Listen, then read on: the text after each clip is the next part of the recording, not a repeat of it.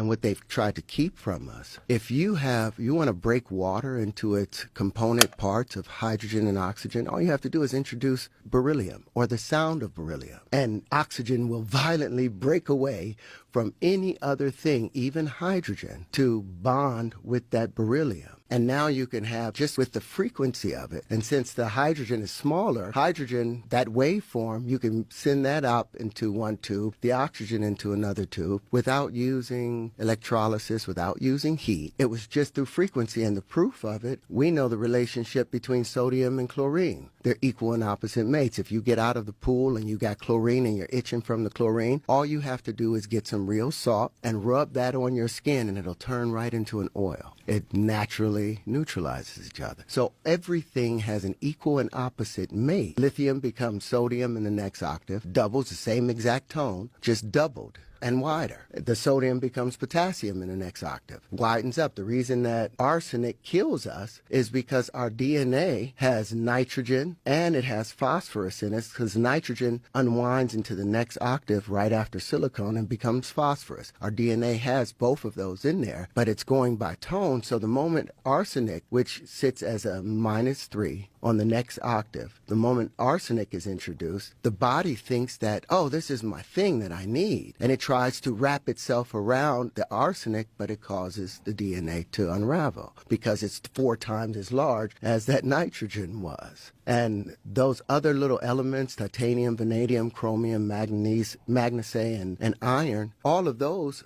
aren't true elements. Those are isotopes. Those things, those first 3 are the full tones. They make full spheres. But now it becomes elliptical with titanium, vanadium, and chromium. And on the other side, it's like when, like I said, if you wrap the rag around your hand, the first wrap really tight, you can't get much out of it. Second wrap, damn near can't see the difference of it. Third one, you start seeing hydrogen. The fourth wrap, you see carbon. But in between each one of them, by the time you get, nature does not allow us in the silicon octave for there to expand out. The same titanium, vanadium, chromium, manganese, and iron, that exists between aluminum and silicon. But nature doesn't allow us to unravel that. But now, with the wave conjugations, we can. We couldn't do that before because we didn't know the angles of incidence that were necessary to open these things up. And you couldn't do that with the platonic solids because the platonic solids were averages and approximations. Like I've said a number of times, you show me a real straight line in nature.